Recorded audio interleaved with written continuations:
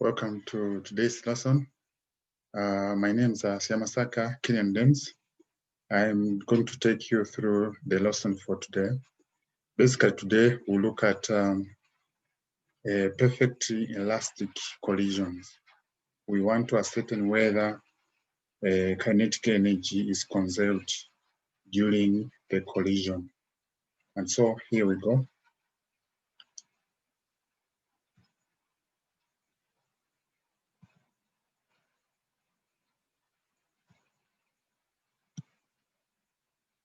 So ideally, we already know that actually during a perfectly elastic collision, what is conserved is momentum and not kinetic energy. And so we are presenting a simple question here to make that verification. And so consider a ball of mass 1 moving with velocity initial 1 to the right, and it collides with another ball of mass 2 at rest. The two balls stick together and move with a velocity v. Determine whether the kinetic energy is conserved during a perfectly elastic collision. And so we already know that the sum of the momentum before is equal to the sum of momentum after the collision. And so we have ball 1 with the mass 1 and with the initial velocity 1. So you have to add it. This is the momentum before to mass 2 with the velocity 2. This is also initial velocity for mass 2 before actually it collides. And we are told that the two actually stick together. So meaning that they'll move with the one single velocity, which is V1. So you have to add them, mass 1 plus mass 2, all of them multiplied by one single velocity, since they'll move with one single velocity. And we are told that actually mass 2 is at rest, and therefore it is 0.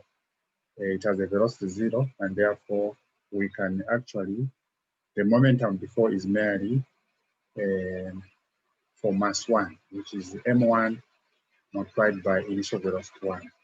And then you add the two masses with the common velocity that we are going to multiply with. Okay.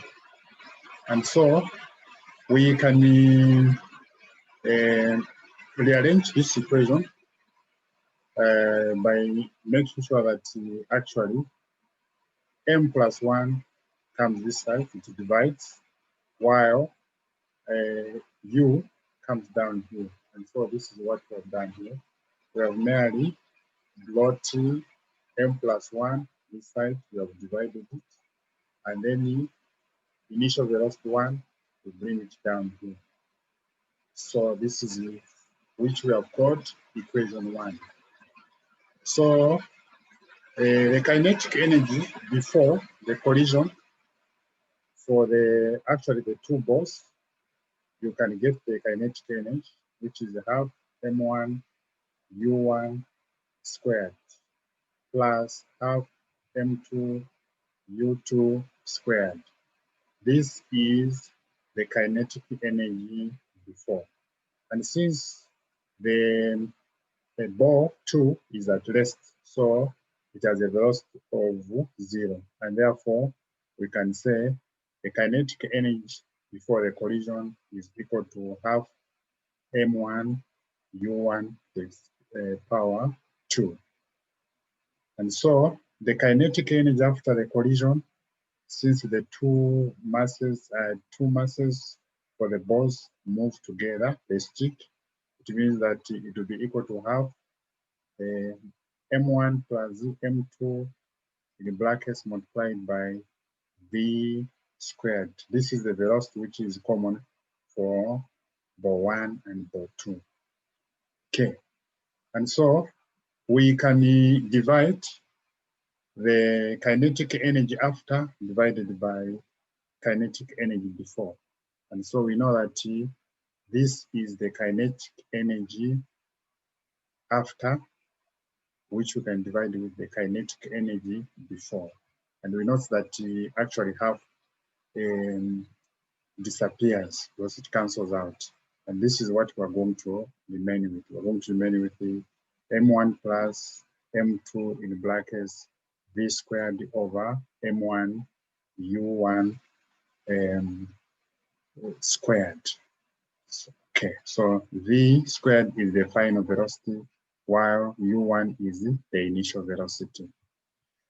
And so we can square this equation.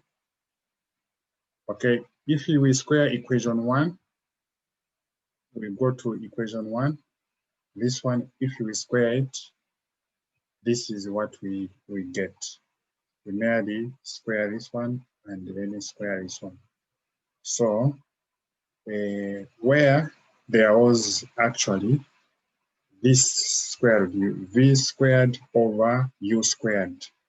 So we can replace it. This is v squared over u squared. V squared over u1 squared.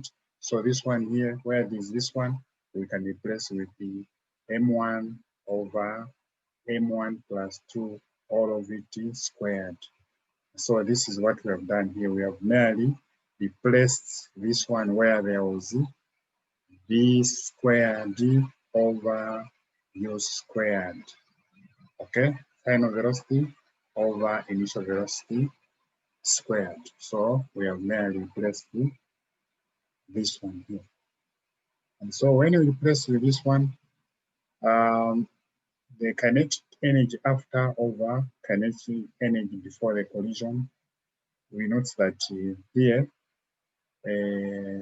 this one, the mass 1, and the 1 mass 1 here is going to cancel since this is squared. And then m1 plus 2, there is m1 plus 2 down there.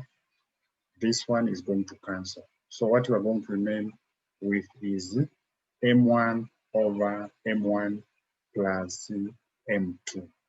So mass 1 for the ball plus mass 2 for ball 2, which was at rest. So this is the kinetic energy after over kinetic energy before. And so kinetic energy after the collision is actually less than the kinetic energy before the collision. So we notice that from this equation, if our m1 here is equal to or greater than 0, it simply means that this value here of kinetic energy after over kinetic energy before, it will be less than 1. Okay, and making this the subject of the formula, we notice that kinetic energy after will be less than kinetic energy before the collision. And so we have made today verified that